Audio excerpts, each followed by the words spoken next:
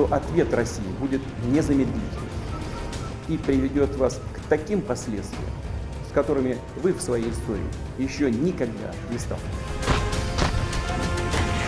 They are intimidating us with the usage of nuclear weapons.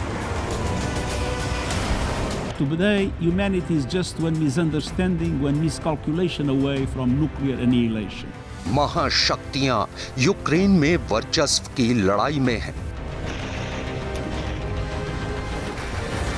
Опасность серьезная, она реальна, ее нельзя недооценивать. The fundamental role of U.S. nuclear weapons is to deter nuclear attacks on the United States, on our allies and partners. They are bragging that they can destroy with nuclear weapons not only a certain country but the entire planet.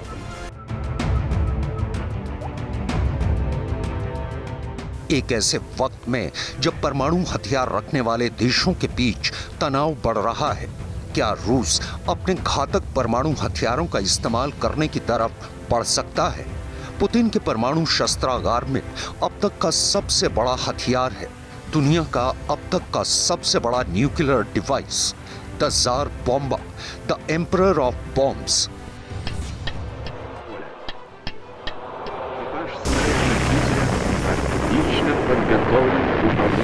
Взрыв сопровождался световой вспышкой необычной силы.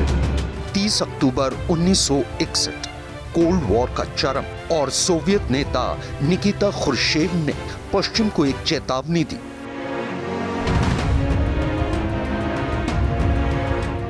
एक Soviet Tu-95V bomber ने रूस के सुदूर उत्तर में Cola प्रायद्वीप स्थित Olenya हवाई क्षेत्र से उड़ान भरी।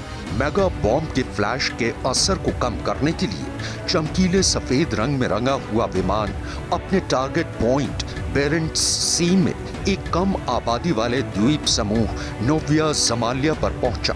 पायलट अपने बॉम्बर को 34,000 फीट की ऊंचाई पर सोवियत टेस्टिंग रेंज मित्युशिखा खाड़ी में लाया। उसके बाद एक और मॉडिफाइड Tu-16 था। इतिहास बनाने वाले विस्फोट को फिल्माने के लिए विशालकाय बम एक पैराशूट से जुड़ा था, जिसका मकसद उसके गिरने और धमाके में देरी करना था, जिससे कि पायलट को उसकी रेंज से बाहर जाने के लिए पर्याप्त समय मिल सके। फिर भी इस सोवियत क्रू की जिंदगी दांव पर लगी थी। केवल 50% संभावना थी कि वो जीवित रहेंगे। वो अपनी मंजिल पर पहुंच गए, ताले खोले और अपना घातक सामान गिरा दिया। मॉस्को के समय के हिसाब से सुबह 11:32 पर बम धमाका हुआ। इसने एक आग का गोला बनाया 8 किलोमीटर चौड़ा। धमाके ने लगभग 57,000 किलोटन ऊर्जा पैदा की। ये इतना तीव्र था कि फ्लैश 1000 किलोमीटर दूर से देखा जा सकता था। ग्राउंड जीरो से 55 किलोमीटर दूर एक निर्जन गांव सेवर्नी लगभग समतल हो गया। इस दायरे में सभी इमारतें पूरी तरह से नष्ट हो गईं। सैकड़ों किलोमीटर के दायरे में खिड़कियां टूट गईं। रेडियो एक्टिव फॉलआउट को कम करने के लिए जमीन से 4 किलोमीटर ऊपर बम का विस्फोट किया गया था, लेकिन फिर भी विस्फोट के नीचे की जमीन भीषण गर्मी से जल गई थी। चट्टानें राख में बदल गईं। धुएं का अंबार लगभग 65 किलोमीटर की ऊंचाई तक पहुंच गया। विस्फोट के बाद पैदा हुई शॉक वेव इतनी बड़ी थी कि इसने धरती का 3 बार चक्कर लगाया। जमीन पर धमाके से इतनी गर्मी थी कि धमाके वाली जगह से 100 किलोमीटर दूर भी इसने 3rd डिग्री की गर्मी पैदा कर दी। और भले ही वॉरहेड का जमीन से ऊपर विस्फोट किया गया था, फिर भी इसने एक मजबूत भूकंपीय लहर पैदा कर दी, 5 से ज्यादा की तीव्रता के साथ। एक सोवियत कैमरामैन ने इस धमाके को कुछ इस तरह बयां किया। विमान के नीचे और दूर के बादल शक्तिशाली फ्लैश से जगमगा उठे। हैच के नीचे प्रकाश का समुद्र फैल गया और बादल भी चमकने लगे और पारदर्शी हो गए। उस वक्त हमारा विमान 2 बादलों की परतों के बीच से उभरा और नीचे के अंतराल में एक विशाल चमकीली नारंगी गेंद उभर रही थी। ये गेंद जुपिटर की तरह शक्तिशाली थी। धीरे धीरे और चुपचाप ये ऊपर की ओर रेंगती रही। बादलों की मोटी परत से टूटकर ये बढ़ती ही गई। ऐसा लग रहा था मानो पूरी पृथ्वी उसमें समा जाएगी। यह दृश्य शानदार, अवास्तविक और अलौकिक था।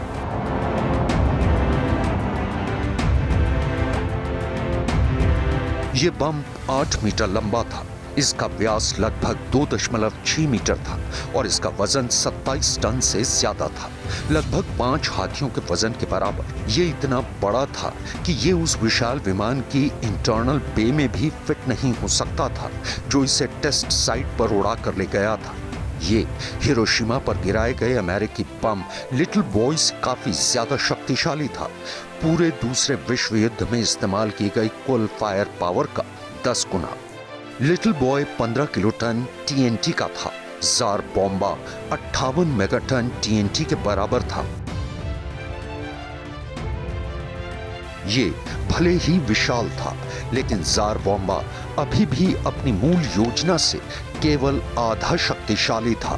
पहला खाका 100 मेगाटन यील्ड वाले बम के लिए था, लेकिन सोवियत वैज्ञानिकों को डर था कि रेडिएशन सोवियत संघ के पूरे उत्तरी हिस्से को कवर कर सकता है। आखिरकार यूरेनियम की मूल 3 परतों को लेड की 3 परतों में बदल दिया गया ताकि इसके असर को आधा किया जा सके। ये फैसला उन 3 लोगों में से एक ने लिया था जिन्होंने जार बॉम्बा की यात्रा में महत्वपूर्ण भूमिका निभाई थी, आंद्रे सखारोव, सोवियत परमाणु वैज्ञानिक जिन्होंने अपनी टीम के साथ बम विकसित किया था। बाद में वो एक निरस्त्रीकरण योद्धा बन गए। आगे चलकर सखारोव को नोबेल शांति पुरस्कार से सम्मानित किया गया। 1961 में सखारोव निकिता खुर्शेव के आदेश का पालन कर रहे थे। वो व्यक्ति जो सोवियत संघ का नेतृत्व कर रहा था और चाहता था कि उसके देश के पास दुनिया का सबसे बड़ा बम हो। और तीसरा आदमी जिसने जार बॉम्बा को संभव बनाया, बम गिराने वाले पायलट आंद्रे डर्नोवत्सेव थे।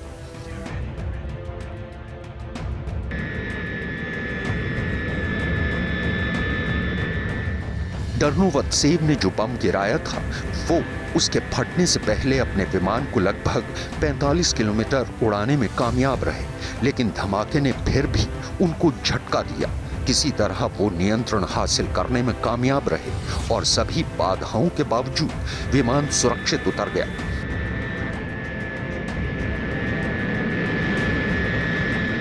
डर्नोवत्सेव को बाद में लेफ्टिनेंट कर्नल के पद पर प्रमोट किया गया और वो सोवियत संघ के हीरो बन गए। जार बॉम्बा का एक स्पष्ट मकसद था, पश्चिम जब सोवियत तकनीक की ताकत देखे तो कांप जाए। 1947 में कोल्ड वॉर शुरू होने से पहले ही दुनिया के सबसे विनाशकारी हथियार को हासिल करने की होड़ शुरू हो चुकी थी। अमेरिका ने पहले ही 1945 में दुनिया का पहला परमाणु परीक्षण कर लिया था और उसी साल अगस्त में उसने हिरोशिमा और नागासाकी पर 2 परमाणु बम गिराकर दूसरे विश्व युद्ध को खत्म कर दिया।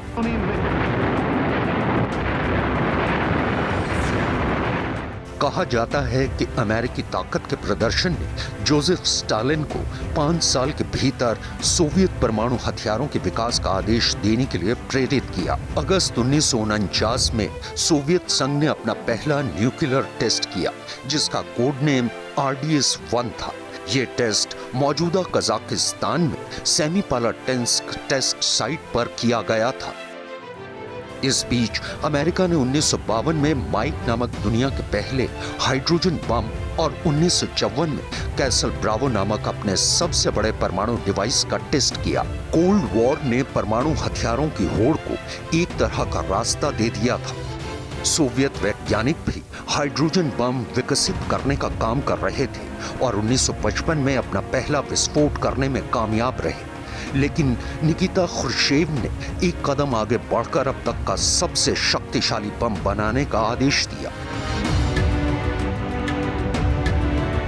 इसका कोड नेम इवान या वान्या होना था। ज्यादातर सोवियत वैज्ञानिक जिन्होंने दुनिया का सबसे बड़ा बम विकसित किया, आंद्रे सखारोव सहित, उन्होंने इसे बस बड़ा बम कहा। खुर्शेव ने इसे कुज़काज़ मदर कहा, जो एक रूसी फ्रेज है जिसका अर्थ है एक सबक जिसे आप कभी नहीं भूलेंगे। अमेरिकियों ने जिन्हें खुर्शेव स्पष्ट रूप से निशाना बना रहा था, बस इसे जो 111 कहा, लेकिन आखिरकार इसे इस नाम से जाना गया, ज़ार बॉम्बा या फिर बमों का राजा।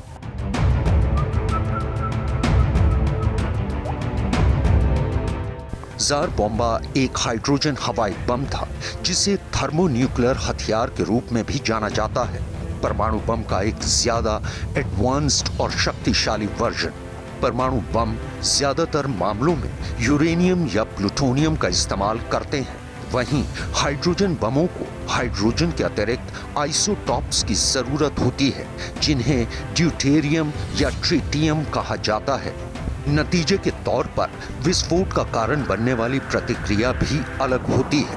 परमाणु बम विखंडन पर निर्भर करते हैं, एक ऐसी प्रक्रिया जिसमें यूरेनियम या प्लूटोनियम का कोर संकुचित होता है जो बड़ी मात्रा में ऊर्जा छोड़ने से पहले कई हिस्सों में विभाजित हो जाता है। दूसरी ओर हाइड्रोजन बम न केवल विखंडन से ऊर्जा का इस्तेमाल करते हैं बल्कि संलयन से भी करते हैं, जिसमें विस्फोट और ज्यादा खतरनाक हो जाता है। असल में इसके निर्माता अंद्रेय सखारोव ने ड्यूटेरियम की परतों, हाइड्रोजन के एक आइसोटोप और यूरेनियम को ऑल्टर करते हुए स्लोइका पद्धति का इस्तेमाल किया।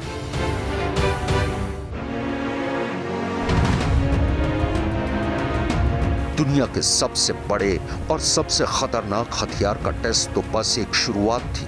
ज़ार बॉम्बा के विस्फोट के कुछ महीने बाद खुर्शेव ने एक और मेगाटन बम के विस्फोट का आदेश दिया। असल में सोवियत वैज्ञानिकों ने अगले साल कुल 79 परमाणु बमों का टेस्ट किया।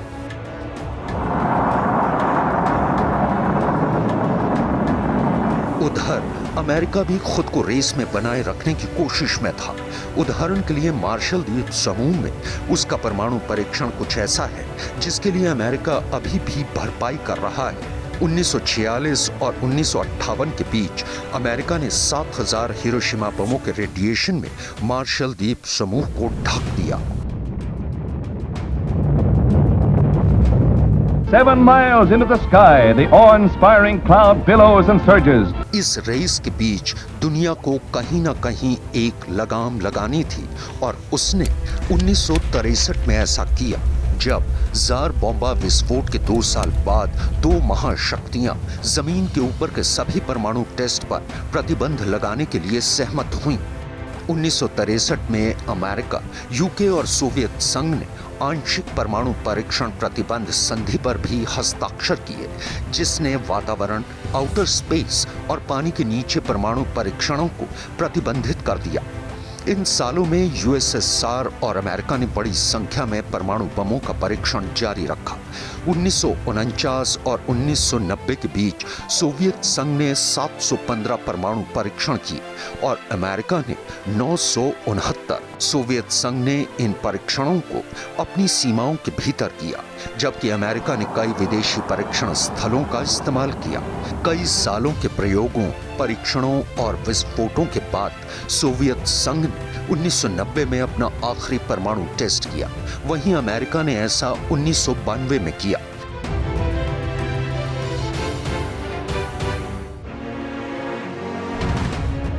कोल्ड वॉर के बाद से दुनिया में परमाणु हथियारों की संख्या में काफी गिरावट आई है। वॉरहेड्स को 1986 में लगभग 70,300 से घटाकर 2022 की शुरुआत में अनुमानित 12,700 कर दिया गया है। हालांकि अभी भी दुनिया में परमाणु हथियारों की संयुक्त लिस्ट बहुत बड़ी है। 2022 में 9 देशों के पास 12,705 परमाणु हथियार होने का अनुमान है।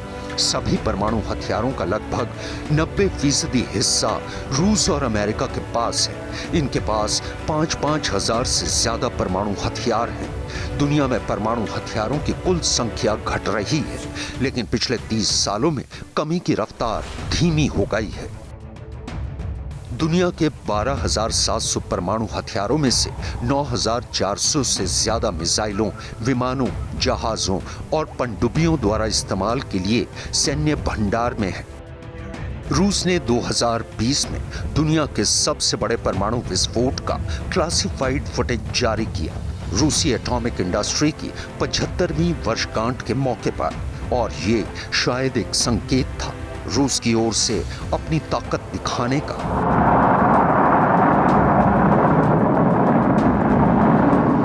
इसका विशाल आकार इसके इस्तेमाल को मुश्किल बनाता है। कोई भी विमान जिसे जार बॉम्बा ले जाना होगा वो शायद अपने टारगेट तक पहुंचने के लिए पर्याप्त ईंधन नहीं ले जा सकेगा।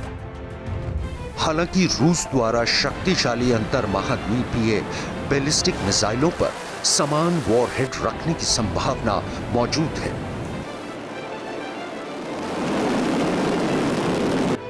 कोल्ड वॉर खत्म होने के 30 साल बाद अमेरिका और रूस एक बार फिर यूक्रेन को लेकर आमने सामने हैं। दोनों परमाणु हथियारों से लैस हैं, और जहां परमाणु हथियार मौजूद हैं वहां परमाणु युद्ध की आशंका भी बनी रहती है। और पुतिन के शस्त्रागार में दुनिया का सबसे बड़ा परमाणु बम है।